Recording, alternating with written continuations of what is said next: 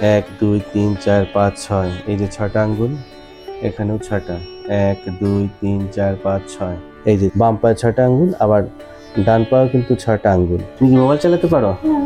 চালাও তো দেখি কিভাবে চালাও, দেখি আমার চ্যানেল বের করো তো দেখি।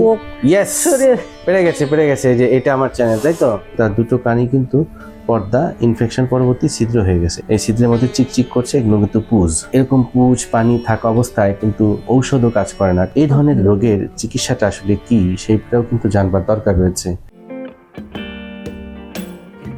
বিধাতার লীলা ভার বোঝা কিন্তু বড় দায়। বিধাতা কাকে কিভাবে পরীক্ষা করে, কিভাবে সৃষ্টি করেছেন, সেই রহস্যটা একমাত্র তিনিই জানেন।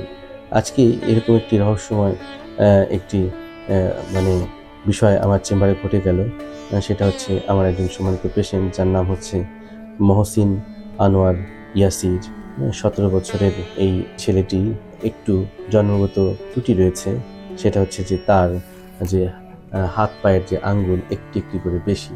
এই যে 1 2 3 4 5 6 এই যে 6টা আঙ্গুল, এখানেও 6টা 1 2 3 4 5 6 পায়ে দেখি। এই যে বাম পায়ে 6টা আঙ্গুল, আবার ডান পায়েও কিন্তু 6টা আঙ্গুল, অর্থাৎ তার আঙ্গুলের সংখ্যা দাঁড়ালো হচ্ছে কত? 424টা। আসলে কি কি কষ্ট তার মধ্যে আপনারা খেয়াল করেন, আপনারা একটু বলবেন? ওর কষ্টটা, ও মানে 6 বছর হাঁটে নাই। 7 বছর পর থেকে হাঁটতেছে। হাঁটার পর তখন মানে কোনো আব্বা আম্মা তাই কিছু বলতো না। আস্তে আস্তে করে 7-8 বছর পর থেকে আব্বা আম্মা ডাকতেছে একটু করে। তারপরে তো জন্মের পর থেকে তখন যখন কান পাকতেছে দেখতেছি, তো আমি চিটঙ্গে একটা ডাক্তার দেখাইছি, মানে ভালো হচ্ছে না। আমরা তার কানের চেক আপ করলাম। এই মুহূর্তে চেক আপ করে দেখলাম যে কানের পর্দা ছিদ্র। এই যে একটু দেখাচ্ছি, আপনারা একটু খেয়াল করেন, তার দুটো কানই কিন্তু পর্দা ইনফেকশন পরবর্তী ছিদ্র হয়ে গেছে। এই যে দেখেন আপনার, এই ছিদ্রের মধ্যে চিকচিক করছে, এগুলো কিন্তু পুজ। তো এই পুজ পানি থাকার ফলে আলটিমেটলি তার কান দিয়ে অনবরতভাবে ডিসচার্জ বের হচ্ছিল, এবং এর ফলে কিন্তু শ্রবণ ক্ষমতা দিন দিন কমে যায়। এই ধরনের রোগের চিকিৎসাটা আসলে কি সেইটাও কিন্তু জানবার দরকার রয়েছে। মূলত সে ক্রনিক অটাইটিস মিডিয়া নামক একটি রোগে আক্রান্ত হয়েছে। এই রোগটার প্রথম ট্রিটমেন্টই হইতেছে ইনফেকশনটাকে কন্ট্রোল করা।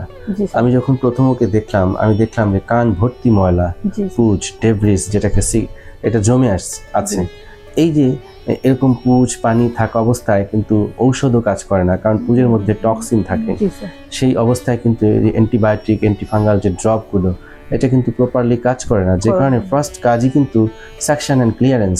আমি কিন্তু যে কাজটি তার করে দিয়েছি, এবং এই সাকশন ক্লিয়ারেন্স করার ফলে কানের ভেতর থেকে যখন পুজ পানি কিছুটা পরিষ্কার হয়, তখন ড্রপ প্রয়োগ করলে দ্রুত কাজ করবে, যে অর্থাৎ যে অর্গানিজমগুলো আছে সেগুলো দ্রুতই মারা যাবে এই ড্রপগুলো ব্যবহার করার ফলে এবং ওষুধ খাওয়ার ফলে। আমার দৃঢ় বিশ্বাস হয়তো বা 4 সপ্তাহের মধ্যে ওর কানটা শুকিয়ে যাবে, এবং শুকানোর পর আমাদের পরবর্তী প্ল্যানিং থাকবে এটাকে রিপেয়ার করা, ঠিক আছে? এবং রিপেয়ার করলে আমরা আশাবাদী সে নতুন একটি পর্দা তার শরীরে আবার তৈরি হবে। এই সমস্যাটা নিয়ে অনেক দিন আপনারা হয়তো ভুগছেন। জি স্যার, আমরা আজকে আপনাদেরকে কি কি বেগ পেতে হয়েছে বা কষ্ট পোহাতে হয়েছে? আমি এটা নিয়ে অনেক টেনশনে, এটাকে নিয়ে কষ্ট আছি, টেনশনও করতেছি। এই বাচ্চাটা আমি কার কাছে নিয়ে গেলে, কোথায় নিয়ে গেলে, কোন ডাক্তারের কাছে নিয়ে গেলে আমার বাচ্চাটা কানটা আমি প্রপারলি ট্রিটমেন্টটা পাবো। তারপর আপনার আমি ইউটিউব দেখে, যখন ইউটিউবে দেখতেছি আপনার এই মেরিনি হাসপাতালে আপনার ট্রিটমেন্টটা দেখে, তারপরে ও সিরিয়াল দিল। সিরিয়াল দেওয়ার পর তারপর আমি ঢাকা থেকে চিটং থেকে ঢাকায় আসছি। তোমার নাম কি? লাকি। তোমার বাবার নাম কি? তোমাদের বাড়ি কোথায়? ও ফেনী। ফেনী বললো না? আচ্ছা, এই যে ওর হাতগুলো আমি ধরছি, 6টি আঙ্গুল, হ্যান্ডশেক করছি, একদম খাপে খাপে মিলে গেল। যখন আমার চেম্বারে আসলো, কিন্তু প্রথমে ওর হাত বাড়িয়ে দিল আমার সঙ্গে হ্যান্ডশেক করার জন্য।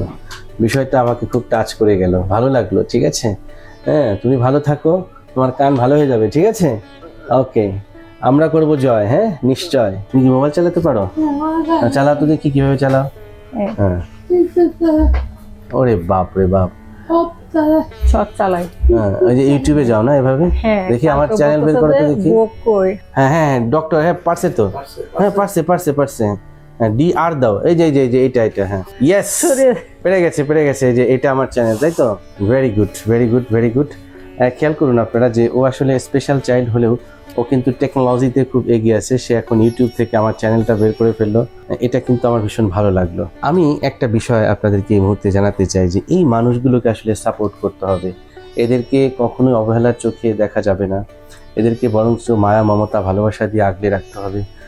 এদেরকে আসলে দেশ এবং জাতি পরিবারের কল্যাণে যাতে নিজেদেরকে অবদান রাখতে পারে সেই ব্যবস্থা করতে হবে। এবং এদেরকে সাপোর্ট করলে, এদেরকে সহযোগিতা করলে, এদের পাশে থাকলে নিশ্চয়ই তারাও কিন্তু ভালো কিছু আমাদেরকে উপহার দিতে পারে। আজকে তার যে কানের সমস্যার জন্য সে যে পিছিয়ে যাচ্ছে, তার কথা বলা একটু অস্পষ্টতা রয়েছে, এগুলো কিন্তু আমরা ঠিক করতে চাই এবং এটা সম্ভব। এদের পিছনে আসলে সময় ব্যয় করার যে মানসিক শক্তি এবং ধৈর্য, এটা রাখতে হবে। মা বাবা হিসেবে নিশ্চয়ই আপনারা সেটা করে যাচ্ছেন। এই জন্য আসলে আপনাদের কাছেও আমরা কৃতজ্ঞ যে এ ধরনের যারা স্পেশাল চাইল্ড রয়েছে তাদেরকে পরিবারের পাশাপাশি যারা আমরা আছি, চিকিৎসক আছি, সমাজের যারা অন্যান্যরা রয়েছেন হৃদয়বান ব্যক্তি, তারা যেন একটু এগিয়ে আসে। তাহলেই হয়তোবা এই মানুষগুলো আমাদের বোঝা না হয়ে আমাদের সমাজেই আমাদের প্রিয় সন্তান হয়ে থাকবে। আসুন আমরা এই মানুষগুলোকে আরও বেশি ভালোবাসি, আর নাক কান গলার এই জাতীয় সমস্যা থেকে মুক্তি পাওয়ার জন্য অতি দ্রুতই একজন নাক কান গলার রোগ বিশেষজ্ঞ চিকিৎসকের পরামর্শ গ্রহণ করি। সবাই আমার এই প্রিয় ভাইটির জন্য দোয়া করবেন, ও যাতে কানের এই সমস্যা থেকে নিজেকে মুক্ত করে নতুন একটি সুন্দর স্বাভাবিক জীবনে ফিরে আসতে পারে।